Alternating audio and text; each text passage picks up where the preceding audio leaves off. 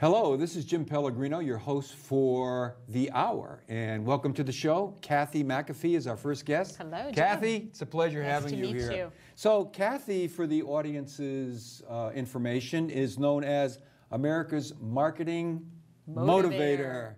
And she's a national speaker, an author, and an executive presentation coach. So once again, Kathy, welcome to the show. Thank you. You know, in reading your bio, I mean, you got a great background, but I also noticed that in your bio, Kathy, there's like 20 years worth of Kathy was a corporate woman. Right. And Kathy is no longer a corporate woman by any stretch of the imagination. So I was curious, why did you decide to go from being a successful corporate woman? I think your last position was a vice presidency of marketing. Why did you decide to go from that life to an entrepreneurial life, Kathy? Well, to be completely truthful, at that point, I had left my last company and I was having trouble finding a job, which I know a lot of people are in that position right now. And a friend of mine suggested that I start consulting on the side so that I could keep my, I believe his words were, pencil sharp and have a great explanation as for what I was doing at that time of in transition. And I fell in love with it. And I realized all my entrepreneurial DNA started coming out. So it was in the gene pool all along. Yeah, it was in the gene pool. I mean, I think I always had it in me, just didn't recognize it. So I'd like to say I started my company because nobody else would hire me. And I think that's a great recipe for a lot of people that are facing the same situation now in our economy. You know what, Kathy? I had a large client base over time and did a lot of independent coaching and private career counseling. And a lot of people have told me, both professional men and women, that one of the best things that ever happened to them was when they left their corporate life, albeit in a very high executive position, because they never realized until they did their their entrepreneurial stint how much they really wanted to do something else. And unless forced is the wrong word, but unless forced to do it, they probably never would have.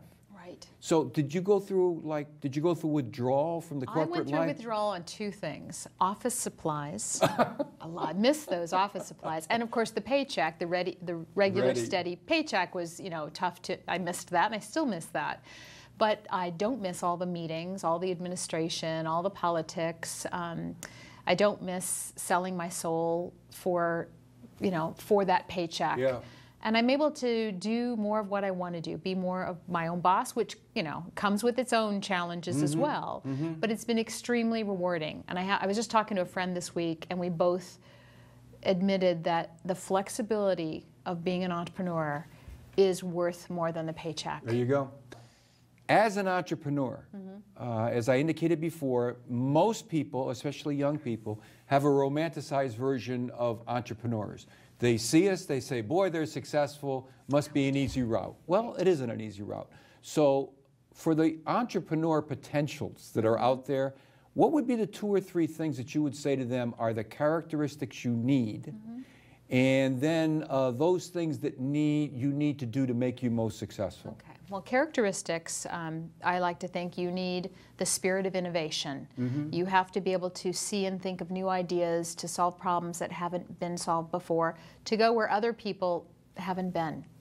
You need the stomach for uncertainty. You don't know if your idea is going to work. You're not going to get a regular paycheck. People are going to poo-poo all over you. And you got to be willing to handle that. You can't be risk averse. You cannot be risk averse. That perhaps is the biggest characteristic. And you know what, Kathy, hearing you say that too, you know, a lot of people can fall down. There aren't all that many people who can get up. Right, right. And you have to be able to succeed and fail as an entrepreneur. In fact, as an entrepreneur, you have to risk failure. Exactly. You not only risk your money, your time, your livelihood, you're risking failure.